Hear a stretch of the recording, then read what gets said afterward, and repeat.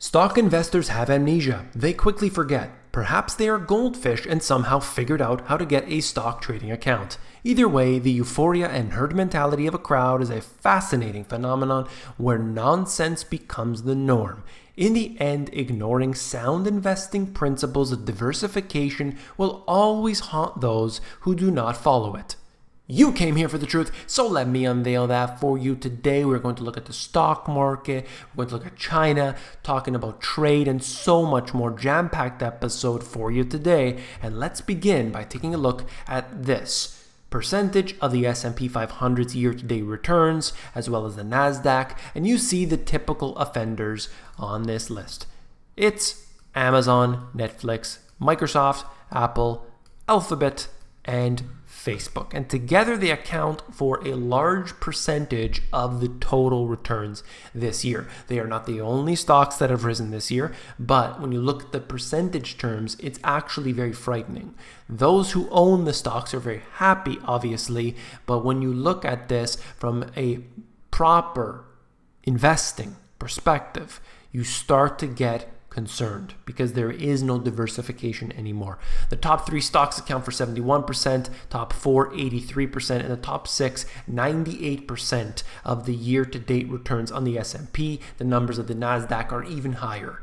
This should be a concern to anybody, whether you are invested in this or not. That type of concentration is seen at the peak of any bubble. A lot of people don't want to think about that. Look, the average person realizes that the markets go through cycles. They crash and they come back to achieve fair value and they overshoot. They end up, some crisis hits, they crash again. They go down to a level that is below where most people think it should be. It comes back up to fair value, it overshoots, and so on. Okay, it's like a sine wave. And this process repeats over and over and over again. So the stock markets last time around crashed about 50% or so. And that really wasn't enough because they stepped in and pushed the markets back up. It didn't achieve a proper fair value at that point. But anyway, it came back up. And here we are today seeing that as time has gone on, fewer and fewer stocks have seen the benefits of quantitative easing. All of the stimulus packages and everything else, all the money is starting to dry up and is just in a few stocks at this point here. The real investment money that's coming in today is actually from the retail investors, which I like to think of as the minnows chasing the big fish. They don't make any decisions, their money doesn't really move that much, but they're always late to the game. That's what's important to know. So you have the central banks, which started the whole thing, you had the investment companies, but today, retail investors are the ones who are late to the game as they usually are. So we have, one thing I want to mention is that throughout these cycles, people have this idea of how far off into the future this next crash will be. So you have people saying it's going to be 2018, others say 2020, and there's, when the next Olympics is and the winter solstice, and maybe it's going to be when the Pope visits, and so on.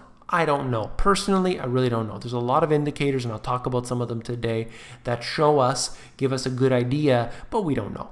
The trigger event needs to occur in order for this to come down. What that trigger event will be, we don't know at this point. It's not necessarily too much debt that can be a trigger. It's not necessarily that, too few stocks are going up to be a trigger. We need an event, and then we see that restoration to fair value or somewhere close to it. That's what needs to occur. The stocks just don't collapse because people are buying too much Amazon stock. That's not a reason. You can have a correction in the stock, but it doesn't collapse because of that. So that's what we're waiting for. We're waiting for a trigger.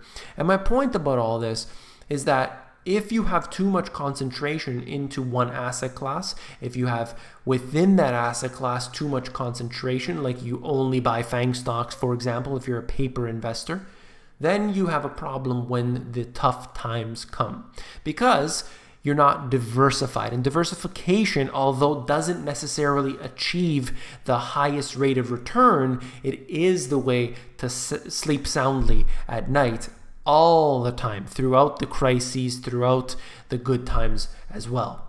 A lot of people don't worry about it because, well, I think they're goldfish. All right, so this article here is talking about this issue that is flashing a crimson sign, as they say.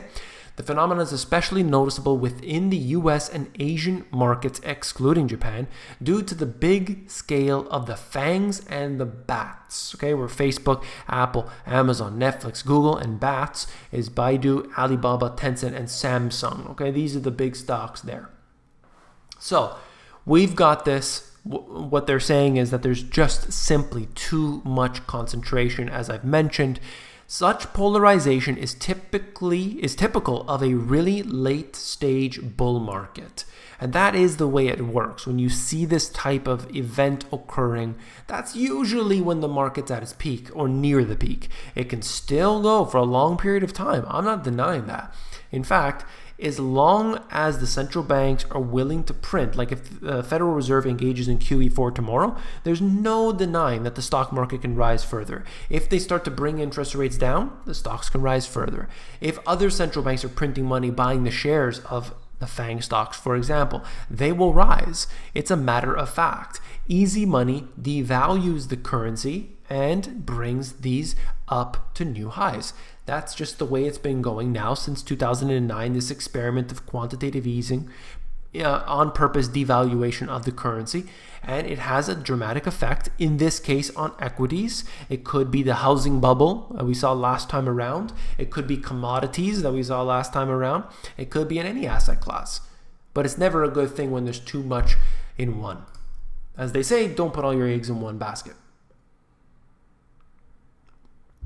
Value relative to growth, the US, going back to the time frame of the year 2000. Even far, far beyond what was seen during 2008. As I said, reality wasn't allowed to be restored throughout this time period. It's quite unfortunate because in that time, you have a lot of people who can acquire new wealth. If the stocks become very, very cheap, if real estate became extremely cheap, you would have people who maybe they had some sort of money saved up. Maybe they were very, very conservative for a period of time. They had those savings. They held it in the bank, let's just say, or under their mattress or something. And they held it. And what did they do? They waited for this period of time.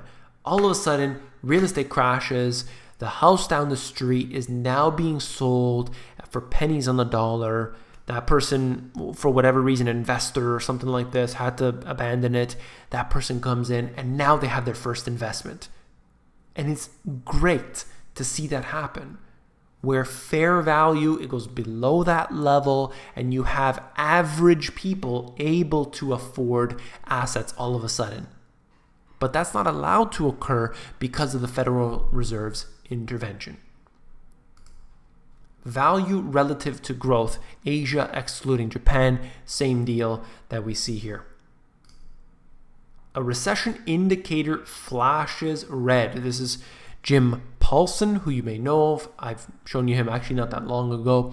One gauge of recession risk with a, quote, pretty good track record over the last half century has just raised a cautionary signal. For the first time since just prior to 2007, premiums on the lowest rated tranche of investment grade U.S. corporate bonds had risen to 2% after being below that level. This is according to some data that they compiled.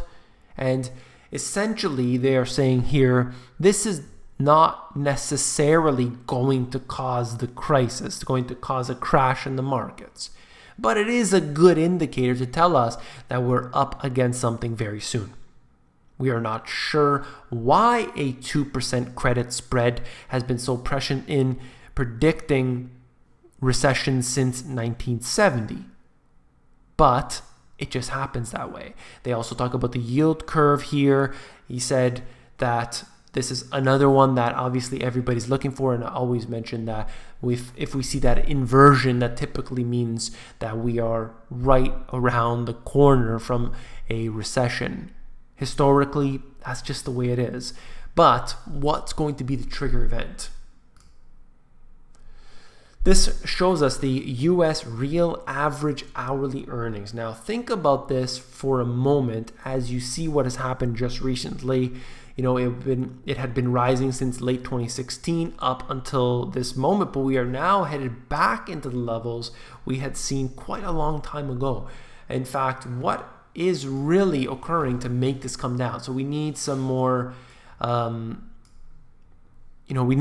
information. I think it must have something to do with the trade issues that we are experiencing here. But this level had not been seen since, this time frame, which is basically beginning of 2017. So going back to the levels, I don't think this is real at all, in fact, because the real wages have been stagnant for a long time. I mean, that's just the vast majority of people that I talk to, and I do ask about this, that while we have food and energy prices rising, we have our wages remaining stagnant.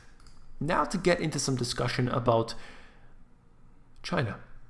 China pledges $23 billion in loans and aid to Arab states as it boosts ties in the Middle East. This is very, very smart on China's part. They're basically going out there and trying to do business with everybody, including those countries that the US doesn't want to be dealing with. So they're looking for partners. They're looking for business. Free trade deals are also on the cards, as the president tells Forum Beijing wants to become the keeper of peace and stability in the region. I think that is very important. Now look at this. A China-Arab bank consortium will be set up with a dedicated fund of $3 billion tied up with the financial aid and loan package. So $3 billion here going in. Beijing also foresees importing a whopping $8 trillion from Arab states up to 2025. I mean, massive amounts of money is going to go through here, and they talk about the new Silk Roads or the Belt and Road Initiative.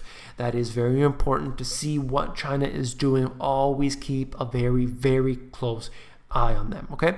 It talks about more details in here, but I'd like to move on to show you this once again.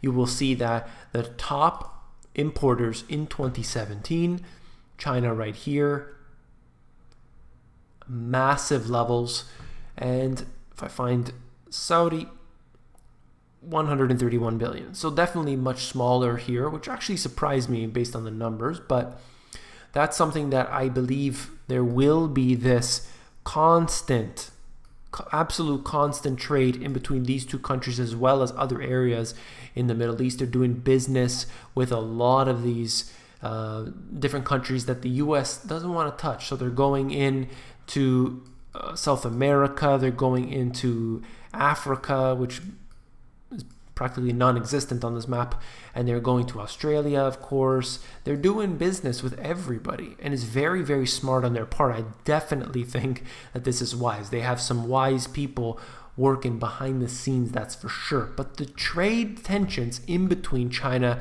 and the US, I think, are really, really terrible what's happening right now. They have to resolve this. They have to come down and resolve it, because ultimately the people get hurt by this, because it is going to escalate to something much worse than trade issues. That's what I worry about. And while we can feel confident on one side or the other, the people, in the end, will always lose out, because those in control do not have your best interest at heart. And that's been that way for all of history. Those in control, the military industrial complex, financiers, everybody running the system, running the show, behind the curtain, they don't give a damn about you. If you found this video informative, please give me a thumbs up. When you give me a thumbs up, it helps to support the channel, so I do appreciate that very much. And if you want the financial education that you were not taught in schools, then these two books have it all. You can actually flip through these books. All you need to do is go over to Amazon. They have a link down below in the description. You can flip through them for yourself, see if you're interested in those. And if you're more interested in the audiobook version, you can get that at themoneygps.com.